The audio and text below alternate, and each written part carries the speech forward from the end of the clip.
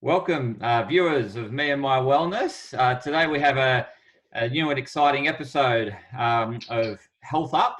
It's episode number 5, and today's episode's on injury myths and potentially pain management. We'll see if we get enough time.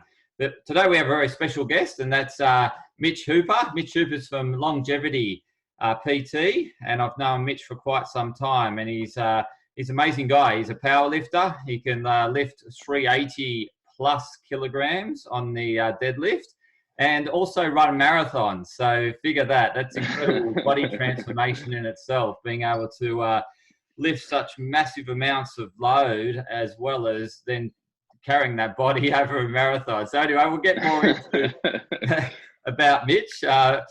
The other exciting point about Mitch, from my perspective, is that he follows the Parramatta Eels. So it's very exciting to have a fellow eel supporter along with me today. But without much further ado, welcome, Mitch. How are you, mate? Thank you very much. Yeah, I'm good. How are you? Excellent, excellent. Good. Quite an introduction. Appreciate that. Oh, you're an incredible guy. So we'll get a bit more into that. But yeah, I guess to start with, really keen to find out your journey into exercise physiotherapy. Is it exercise? No, exercise physiology. Sorry. That's right. It segues easily into how we're different from physios as well. I'm sure we'll get into that. But yeah, so plenty of sports growing up. Obviously, that comes with that is heaps of injuries. And I grew up in Canada, and so I saw physios regularly, and I thought that would be a good idea for me to do. And then I saw them and figured it wasn't for me because the clinic setting, it didn't excite me, it didn't invigorate me. I wasn't passionate about it. So after my undergrad in human kinetics in Canada, which is basically the degree that everyone does who enjoys sport and doesn't know what they want to do, I got my strength and conditioning certification, worked with a pro basketball team for a year, found that wasn't near rewarding enough for me. And then kind of sought out other options internationally. Came across exercise physiology in Australia, and thought that it'd be a great experience. And then, really have fallen in love with it since. And it's really fulfilled the athletic side that I really enjoy, but also the fulfillment of helping people with chronic conditions. Fantastic. Yeah, you're certainly an athlete yourself in terms of what you're able to. It's 380 plus, isn't it? What are you up to now? That's the goal. That's the goal. So. Okay. 350 is my best. Just missed 362 last year in comp. But powerlifting is relatively new. So I've more experience in marathon running than in powerlifting. But yeah, national record right now is 345. That was in comp. So wow. Yeah. So you're doing well. You're an outstanding powerlifter. It's such an accomplishment. Appreciate it. Just on the exercise physiology. So what is it exactly? So exercise physiology, not physiotherapy, Anthony. Yes, I got it right this time. It's primarily treating chronic pain and conditions using exercise as medicine. So when you talk about physiotherapists, we're often talking about a very clinical setting, like I said. So whether it's in the hospital or right after an injury, that's where their specialty is. But our bread and butter is taking over after that. So if you're in your injury rehab or you have chronic condition that you need managed, we're really the specialists in that. Okay, fantastic. And who's it for? Like, ideally, who, when, and who should go and see an exercise physiologist? Yeah, good question. So, really, broadly put, anyone with discomfort would be super indicated. And often prevention is better and cheaper and more effective than the cure. So a lot of times it's going to be that middle-aged person who's playing their sport and has what you'd often call a little niggle, and whatever it may be, whether it's a back, a knee, a hip, a shoulder, would probably be the most common areas musculoskeletal wise. But then also people with those chronic conditions. Oftentimes a doctor, a GP, your case manager might not have time to explain these things to you. Where how do you manage your diabetes? How can you exercise with your diabetes, your heart condition, or post-heart surgery? We can really provide a lot of clarity and support around that. And something we pride ourselves on a lot is structuring your exercise in your week outside of our session. So we have the time to be able to do that and really help people out long term. Because a lot of people will preach, I only have so much time with you, and there's so much time outside of here. But we know through our other strategic partners, if a physiotherapist tells them you need to do X, Y, and Z, they'll come to us, or their GP tells them, they'll come to us and they say, yeah, they told me to do this, this, and this. And we go, that sounds horribly wrong. Call it the GP. No, I didn't say that at all. And then you go, okay. So we really have the time to help walk them through, take the time to help explain, and help them manage those conditions or injuries. Yeah, I find that, that when you mentioned, when we asked, or certainly what I asked, it was, what does an exercise physiologist do? I loved your answer. We use exercise as medicine, and, often in the nutrition world, we say, food is medicine. So I love that synergy between, us nutritionists saying food is medicine. It goes hand in hand with what you do as exercise is medicine. And well, if you think about it, our bodies are magnificent, right? And their ability to heal themselves and cure themselves. If you give it the right stimulus, you give it the right input. And we would never advertise ourselves as a replacement, either of us, a replacement for medications. Yeah. But if you can modify someone's lifestyle to be able to have, quote unquote, empower their body to be more efficient and to fuel their change, that's always going to be more effective than something produced in a factory. Yes. Yeah. And it's very similar to, how we see nutrition and food as medicine, is that we're providing the body with the resources it needs to heal itself. And it's very aligned with what you're doing around exercise. And, you're initiating that healing through movement. We're initiating that healing through nutrition. So yeah, exactly. We're providing the stimulus, and then you're providing the fuel to facilitate the change. Absolutely.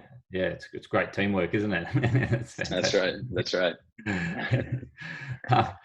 Yeah, so we're here today to talk about injury myths. And Yes. well, first of all, I'd love to hear what they are from your perspective, because you mentioned at the start of the conversation that your athletic career was plagued with injuries, and you're constantly receiving physiotherapy when you're growing up.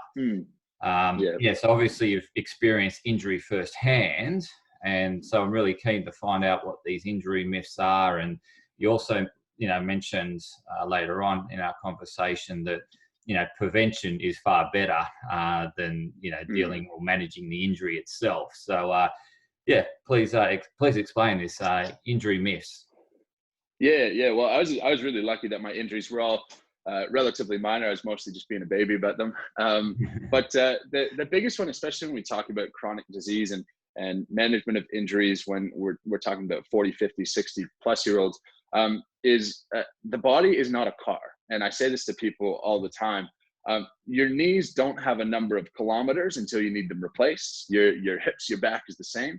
And use is not bad. Use is good. Use is what we need. And it's the classic you use it or you lose it theory.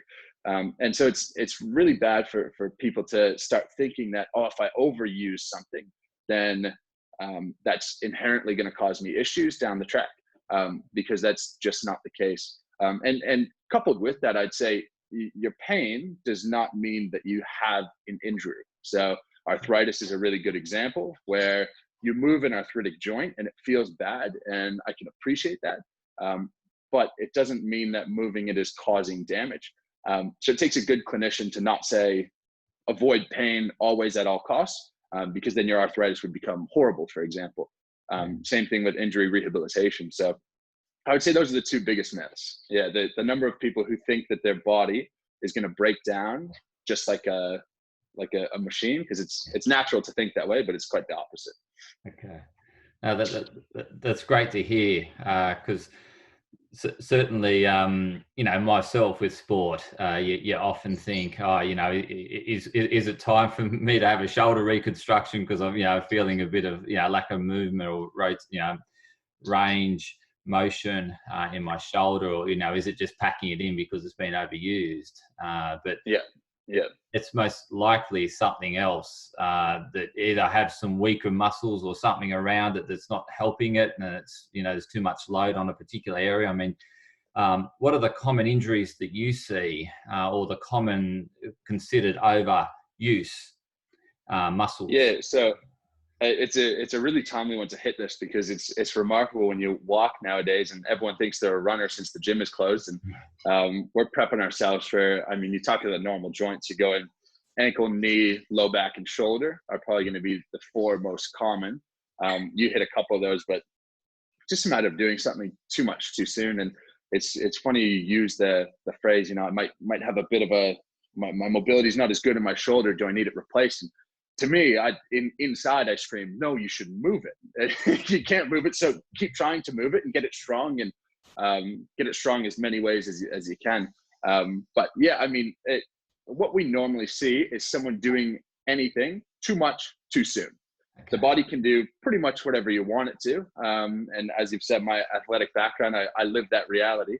You just have to be smart about doing something. We're all gung-ho about our fitness journeys. And we always have that client who has done nothing, and now they're keen for 3 hours a week of intense exercise, and you go, it's not the time, it's not what you do. And unfortunately, I think that's how we get a lot of our clientele. It's people who do nothing, and then they decide they're gonna become an ultra marathon runner, and then they're in seeing us because they're incapacitated. Yeah, so it's that the weekend warrior going from zero to hero scenario. Yeah. Exactly. And actually, it's funny that the injury risk, it's just the same as on the other side. So if you're someone who regularly went to the gym before, and then gyms have obviously shut down, dropping your activity off leaves you predisposed to the same amount of injury risk as ramping it up real quickly, which a lot of people don't realize. Yeah. Okay. Now, they're really good pointers, because certainly I've, I guess I'm one of those persons that can go from it's all or nothing, like you go all in. Yeah. Sort of no warm-up period. It's just straight away you're trying to compete with the professionals, or try to do it at a professional level. Yeah, exactly. Yeah, it's just the same as being a quote unquote expert in anything. You got to be an expert in exercise to be able to exercise well every day or on a regular basis. And so you got to focus more on how precisely can I hit my targets? How precisely can I run my first kilometer, rather than how many kilometers can I run? Yeah. And there's a lot of variation in individual circumstance around that, but it's a science that's an art for sure. And as you've highlighted, it's that step-by-step process, and realizing that it's a journey, and you don't just arrive at that destination. There's a lot that goes in terms of preparation and doing it, repetition of doing the right things repetitively doing them well, is what gets you there without that injury, and ultimately get that success. Yeah, that's right. And we've had some good chats as well about the nutrition side, and it applies just the same, where if you look at someone's full nutrition, you would never say, okay, enough with that, we're doing this. Just the same, you look at someone's exercise history, and if they go, I walk 1 kilometer a day to get the mail, and I do nothing else, and I sit at the desk all day, you go, okay, let's modify that slightly to then maybe do some sit to stands at your desk or whatever it may be. But yeah, you always got to tweak lifestyle, especially when we're talking about health. It's a tweak and a tweak and a tweak. And it's almost like the principle of compounding interest, where we're doing 2% more every month, and you look at yourself in 2 years' time, and you feel like you've done nothing month after month, and then you look back and you're a different human being. So yeah, that's a lot of the education that goes on. So the takeaway is for anyone taking on a new goal in a new area, that they may have never had any experience, or have had some experience, but not to the extent of which that goal takes them to really get in touch with someone like yourself, and an exercise physiologist that can really help them set the goal well, in terms of allowing enough time for the body to be in a good state to prevent that injury. That's essentially. And then you obviously, set them a training program. Is that what you do, help them with? Yeah, so it really depends. And if someone comes and has a goal, it's the nature of exercise physiology that it's not a one size fits all approach. We don't necessarily have, this is what I'll send you off with. Oftentimes it's a lot of, we have to adjust things frequently. So if it's a once a week catch up, or once a week, see how things are going. Because anyone who's undertaken a fitness journey or an injury rehabilitation, it's far from a straight line. Even if you do everything perfectly, you might roll your foot on a step or something, roll your ankle. So it's about those smart increases in load, increases in tolerance, increases in activity. But yeah, you just need someone educated and smart to do it. I think a lot of people are looking for a cheerleader when they want to undertake a new journey, or they're looking for a mom when they get injured, and I want you to rub it and make it better. And unfortunately, neither of those are going to get you real far. So you just need someone to talk some sense into you sometimes, I suppose. But at the same time, you do provide some of that, that support in terms of encouragement and, helping them along that journey. Oh, emotionally, of course. I'm talking about physically rubbing it to make it better. Yes, yeah, okay. Yes. But the support and the encouragement. It's not exercise physiotherapy. That's right. That's right. But in terms of support along the way, that's one of the most important roles that we can play. Giving someone a heat check, because if they come and they want something, they want an injury to get better, they want their disease to get better in a month or a year, we're not going to be their cheerleader to get it better in 1 month. We're going to say, listen, I'm taking the journey with you. I'm here with you the whole time, start to finish. Let's build a relationship and work through this over the long term and get this sorted for good. That's what I mean when we're not cheerleaders. We're the relationships that we build with our clientele is really quite special, and probably one of the best things about the job. Yeah, no, that's fantastic. You're that coach element, but you're really educated and understand exercise, understand injury prevention, understand the I guess mobility of the human body, what it's capable of doing, and what sort of pace and timing it's that should be done, and really helping the person develop the ideal program to help them achieve their end goal optimally, essentially. Yeah, that's right. That's right. Whether that's a performance or an injury recovery or disease management. Yeah, any of that. And what's your top tips for injury prevention? Because no one wants to go out there and injure themselves. Everyone would, ideally want to perform every day, whether it be at work or doing a new sport or a new activity or a new goal. Yeah. Without injury. So I always put it in the context of my history training athletes, and whether I have a 95-year-old lady or a 30-year-old Olympian, either way, you are an athlete, and it's a different sport. And so you got to look at what challenge are you trying to overcome. And for a 90-year-old, it might be standing up. For an athlete, it might be breaking a 4-minute mile. Whatever it is, it's a matter of beginning relatively low relative to yourself and what you've done in the past, and building slow. And then, like we said, every movement where you go, oh, it feels a bit weird, I'm not sure, you have to be smart about it and certainly consult a professional on an individual basis. But you shouldn't be afraid to move and make yourself resilient. And so everything from overhead pushing, from spinal flexion to spinal extension, the body's made to do it all. And so as soon as you stop doing something, or you decide that, okay, I'm going to become a runner, and so I'm not going to be strong anymore, huge mistake. So I would say, maintain your strength. That's the number one injury risk factor for multiple injuries. Maintain your strength would be the biggest one. And then build low and start slow. Okay. I like that. Build low, start slow. It's something that that's right. I need to keep saying as an affirmation for myself, because I tend to go in there. Zero to hero is my problem. Right. I like that.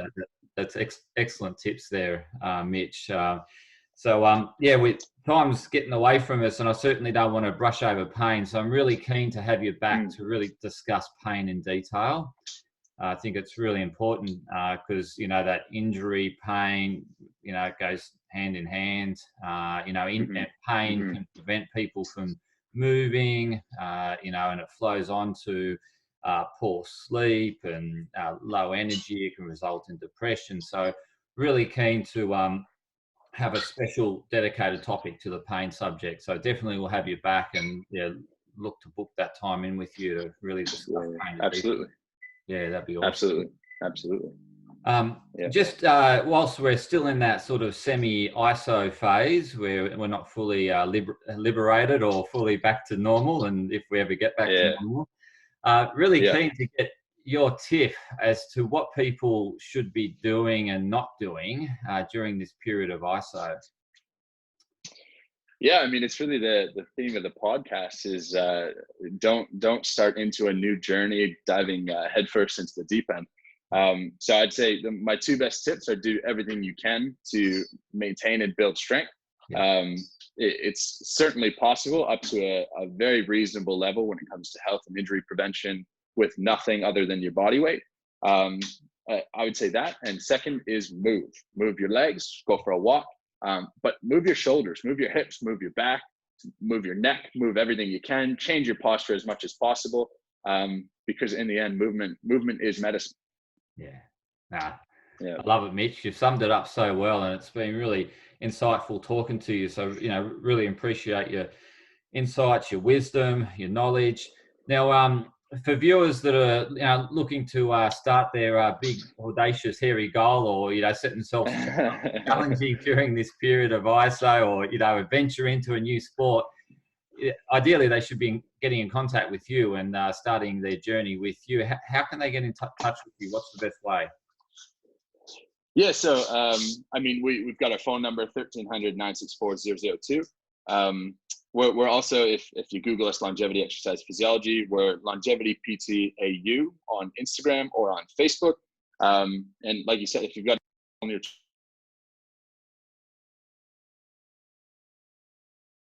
you decided that you were going to take up a goal on your own and you have that pain and you need to manage that pain, we're also here for you. And exercise is our profession. Exercise is our specialty. And working with you to see what you can do and how can we keep you fit is our objective, not what limitations do we need to put on you, even though there are some sometimes. Yeah. That's great. Really loving your underlying philosophy there, Mitch. It's fantastic, and looking forward to cheering the Eels along with you this Thursday. Yes, sir. Wonderful to have you on, Mitch, and really appreciate you putting aside the time and educating us on injury myths, providing us those injury tips, and what people can do to avoid injury, and how they should get started. So really appreciate it. It's been fantastic, Mitch. Yeah, of course. It's amazing what the body can achieve when you do it properly. Absolutely. From powerlifting 350 plus kilos to running marathons. Well, the other way around you did it, but it's remarkable. One's a real massive amount of strength and the other one's endurance. But you're certainly the man that understands exercise and how to move the body and transform it in different ways to do different sports that require different, conditioning. Yeah. Well, just the same at general population. You can make that same swing. You can go from sedentary to active. You just got to do it very carefully, and you got to do it properly. Yeah. But it's no different. Same attitude. Yeah. Well done, Mitch. Thanks, mate. I really appreciate your time. All right, Anthony. Okay. See you next. Thanks a lot. Next episode on pain. See you. Bye-bye.